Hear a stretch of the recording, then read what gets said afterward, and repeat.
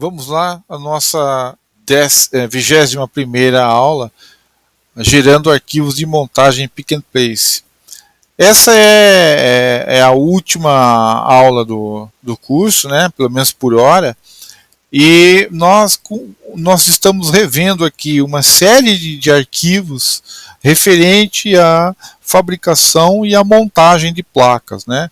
Nós falamos dos Gerbers para fabricar a placa, nós falamos do arquivo drill para furação de placa, né, tem a ver com a fabricação.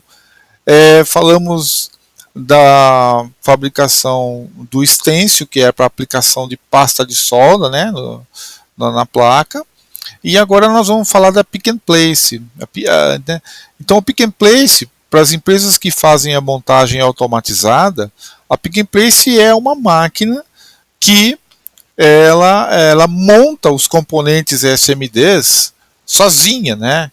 Então o arquivo Pick and Place nada mais é do que um arquivo que contém a coordenada na placa, né, na tua placa, de todos os componentes SMDs. Né? Na verdade, você pode até ter coordenada de componente PTH também, né? Mas na hora de montar, o fabricante, né, o montador, para ele só vai ter interesse os componentes SMDs, tá? Então esse é um exemplo é um arquivo texto, você pode editar inclusive se quiser, né? Não recomendo.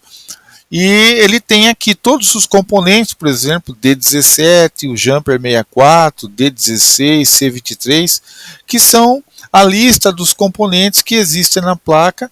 Esses componentes possuem esse 90, 270, 90, isso aqui 180, isso aqui é o sentido, é a rotação que o componente está em função da origem 00, não é? O CAD ele entende uma coordenada 00 e quando você coloca o componente na placa, dependendo de como você criou o componente na sua biblioteca, ele vai assumir um ângulo, né? 0, 90, porque você pode rotacionar na placa seu componente. Então, é o ângulo que ele está em relação ao 00 da placa, né?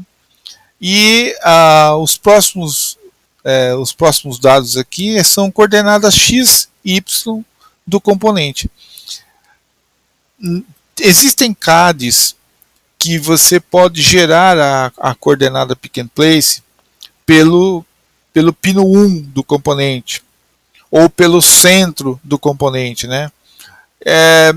Eu estou acostumado a gerar pelo centro, porque é o que a máquina Pick and Place vai estar pegando o componente, né? Tem um sistema de vácuo, parece uma membranazinha, uma ventosa, né? Que pega o componente, faz um vácuo ali necessário só para pegar o componente e posicionar ele na posição. Então, me parece que gerando pelo centro é mais óbvio. Mas mesmo que você não souber dessas dicas, o teu CAD não gera dessa forma, né? O fabricante, quem vai estar montando a placa, ele tem condição de mover a origem para o centro dos componentes, tá? Dá mais trabalho, mas é possível, tá bom? Então eu vou mostrar aqui um vídeo que mostra uma máquina Pick and Place. Teoricamente,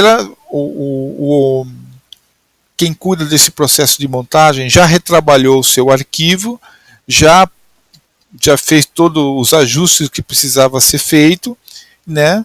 E a máquina começa a rodar, né? Então vou mostrar aqui como que é. Olha, essa na verdade é um processo de fabricação aqui, tá? Eu parei no meio para mostrar a Pick and Place em ação. Então é um processo de montagem de placa, ele está ainda identificando. Essa é a printer, né? Observem que ela está passando a pasta de solda. Vou dar uma paradinha aqui. Eu comentei na aula anterior que é uma moldura, então todo esse canto aqui metalizado aqui, olha, é o painel, é a moldura do stencil. E aqui a aplicação do stencil, olha, tem um rodo, ele aplica na ida e na volta, nesse caso aí, olha, né? Ele leva a pasta, aplicou a pasta de solda na PCB, a PCB vai sair no canto aqui à direita, olha, ela sai já com a pasta aplicada, e agora sim ela vai para montar os componentes SMDs. Então essa é uma máquina pick and place. Né? Existem vários tipos de máquina com vários processos.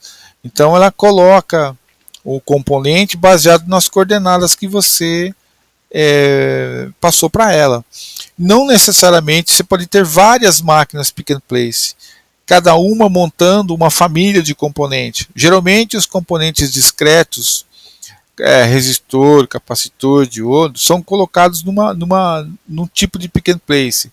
E os CIs integrados, outro tipo de encapsulamentos, é uma segunda máquina que monta com a velocidade dela é diferente, né? Ela é um pouco mais lenta, mas que nem o caso aí, ó, ele está transferindo a placa para uma segunda máquina pick and place que vai montar um outro tipo de componente. Vamos dar uma olhada aí, né? E como é que ele sabe onde estão os componentes, né? Então é porque o componente tem lá as coordenadas, você gerou as coordenadas XY, né? Ele está uma outra placa aí. Ele vai posicionar, me parece, uma BGA. Ele está verificando, né? Se vê se a pasta de solda foi aplicada corretamente, né?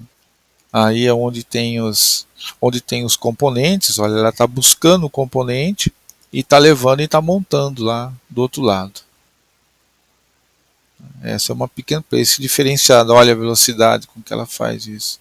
Então, esses são componentes discretos, né? Resistores, capacitores, diodos. É uma velocidade bem alta. Ela buscou o componente e trouxe na região para depositar. Olha. Montou todos eles. Agora ela vai montar uma outra.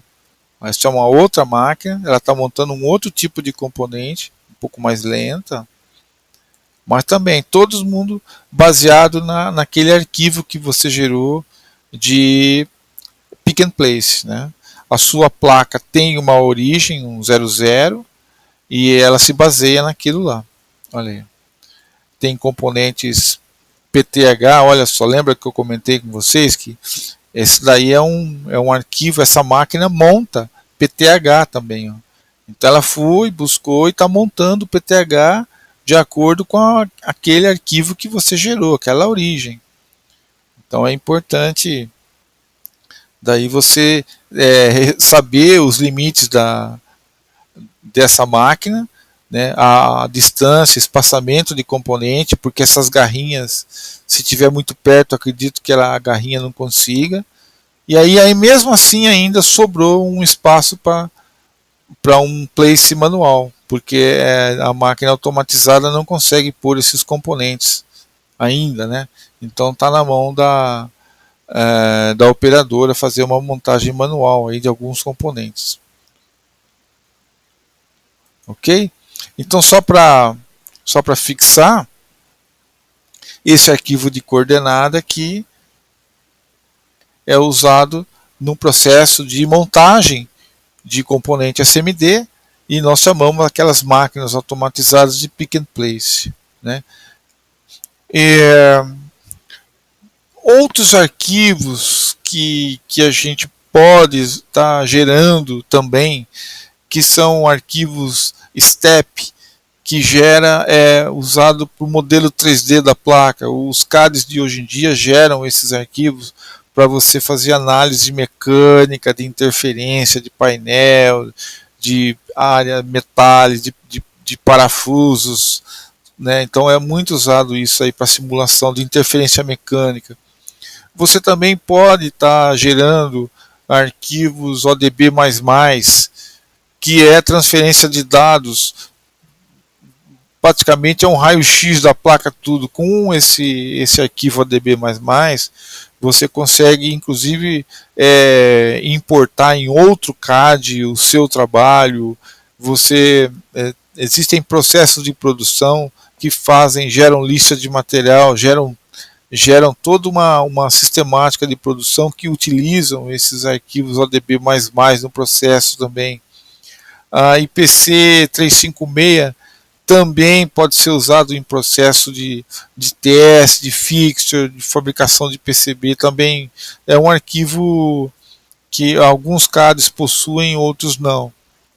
FabMaster também é transferência de dados de PCB. Test Point, se você tiver esses pontos de teste na sua PCB e você precisar gerar uma cama de prego com agulhas, então esse posicionamento dos pontos de teste também é nesse arquivo aí, Test Point, porque o seu ponto de teste, na verdade, apesar de ser uma ilha, ele é um componente. Não é um componente montado na Pick and Place, mas o CAD entende como se ele fosse um componente. Ele tem origem, ele tem um centro, e isso você usa no arquivo de Test Point. A IPC 2581 também é um arquivo de transferência de dados que também é usado aí no processo de montagem e fabricação da placa, tá bom?